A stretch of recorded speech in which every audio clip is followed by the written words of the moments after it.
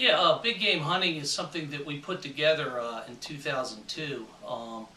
There's series or games where we play against people, usually in BCS type conferences, your SEC teams, your ACC teams, Big 12, where we're on the road and would be perceived big underdogs. And you could see, we've had some sides up there versus some W's versus the Florida Gators. We went down and beat them 11-1. We beat Alabama 6-1.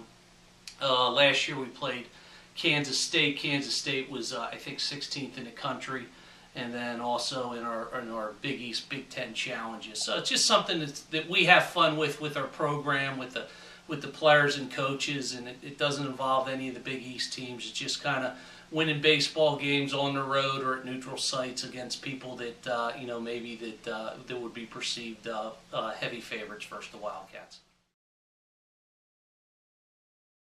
Yeah, Norfolk series. It was good to get out of there with 2 wins. It was, I think, a big learning experience for our guys. Wasn't surprised as we talked about last week, and we talked in our team meetings prior to the series, that we thought Norfolk had a really good ball club. They had a lot of seniors on offense. They could swing the bats, and they came out and didn't disappoint. McMine pitched well on Friday, and we were very fortunate that we won 8-7. We had a lead in that game, and Norfolk battled back to make it a 1-run ball game into the 8th inning. And Julian Diaz and Mike Francisco did a great job closing the door in those innings to get us a victory. Saturday's game was very much the same. I thought we got a good, a quality start from Helisek. I think our defense put him in some tough spots with his pitch count. So he had to leave that game a lot earlier than what we were hoping to do. And freshman Pat Young came in and did a good job. And it just got into the 8th inning in a 4-4 baseball game, and Norfolk was just able to do a little bit more, get the lead, and eventually a guy hit a grand slam. So it just didn't go our way on Saturday. Sunday I was very impressed with the ball club. We came out mentally sharp and ready. We were all business. Played error-free baseball. Got the lead in the 1st inning. Matt Lengel got his first career start. It's 4-0 in the bottom of the 1st, and they have the bases loaded, nobody out. He gets out of it with only giving up 1 run. That's the only runs they scored on the day. So it was just a good team effort all around on Sunday.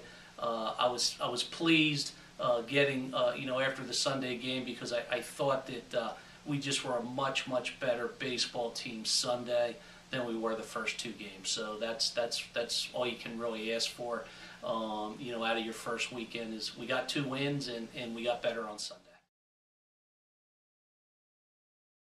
Yeah, I thought that we did a really good job offensively. I was surprised, on Friday with Shook, their number 1. I mean, he was an 89-92 guy. I wasn't really expecting that. I knew that he was an all-conference player, and I knew that he was one of their better arms, and he did a really nice job of, I guess, setting the table for Norfolk State for that weekend, because he went out and competed, and I thought our offense did a really good job of getting 12 hits on the first day. Saturday they started a sophomore that pitched against us last year, and again, he kind of danced through the raindrops early in the game. We had a 3-0 lead, and we could have probably extended on that and just didn't quite get it done. We had our opportunities, just didn't quite get it done. They brought in a freshman left-hander late in that ball game, and I thought both him and Pat Young, we had 2 freshmen out there on the mound. I thought both guys pitched very well, and that kid got a big lead in the 9th, and I just think that he did a very good job. Van Ashman did a very good job of just pumping strikes in there to our hitters. Sunday they try to start a freshman as well. Babit was his name, Bahida, and Justin pitched against us on Friday for an inning, kind of had a little bit of control problems, and he didn't have many answers for our hitters. I mean, our hitters were just really geared in the zone, looking for a fastball, and we barreled up quite a few pitches. So I thought that the whole weekend it wasn't how we kind of drew it up offensively, but I thought the whole weekend, for the amount of hits that we did, and we had some quality ABs and really put some good swings on some balls, was good. I was also exceptionally pleased. We did a great job with the hit and run game, and our bunt game was outstanding.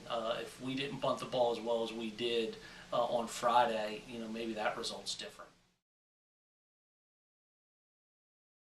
Well, Matty's a hell of a ball player. He was a he had a solid year for us last year. His freshman year he was a transfer player. He was a player of the year in a conference his freshman year, and last year he was outstanding for us. I think many people, a lot of people remember that we lost Matt Caesar for an extended period of time offensively, but we lost Matt Fleischman for 20 or so games as well due to mono. And when he was in the lineup last year, he was one of the best Big East players, best Big East offensive players that we was in the league, and it just seemed like he picked up where he left off last year. I was told earlier that he ended the season on a hot streak, and certainly came out and just had quality ABs. I think that's just the thing with Matt, that he just gives himself a chance every time because he has a quality AB every time. Extremely excited with the freshman pitching. We talked last week about Villanova, to be successful, has to pitch well, and we have quite a bit of tradition of pitchers come through our programs the last 10 years. And I thought Langle, Pat Young, Max Almonte, Haggerty, they were all outstanding.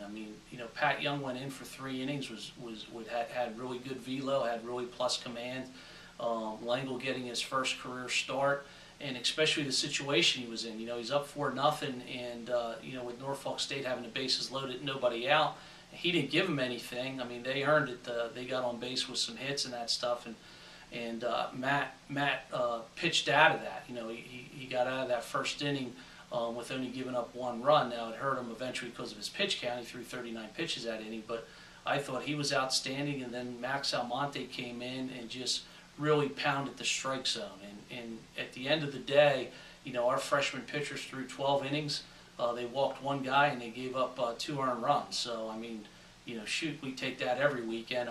There's still a lot of work that those guys have to do to continue to get better. But that was a real nice, pleasant start. That helped us win a baseball game on Sunday when we really needed to win that game. Go ahead. Mike's a guy we have a lot of faith in. He's an experienced guy, and certainly, putting him out there for 2 innings isn't something that bothers him. He pitched, I think, an inning and a third. It was only 19 pitches. He can pitch through trouble. We wanted to get him in game 1 versus the lefty in the 8th inning, and he got out of that inning. Had a little bit of kind of a bump in the road with a walk in the top of the 9th, and then really had complete control of that game. So we were pleased for him to get out there again, get the first save of the year. So he kind of got that out of the way and just kind of roll from there. Yeah, we're real excited to have a chance to go down and play Duke.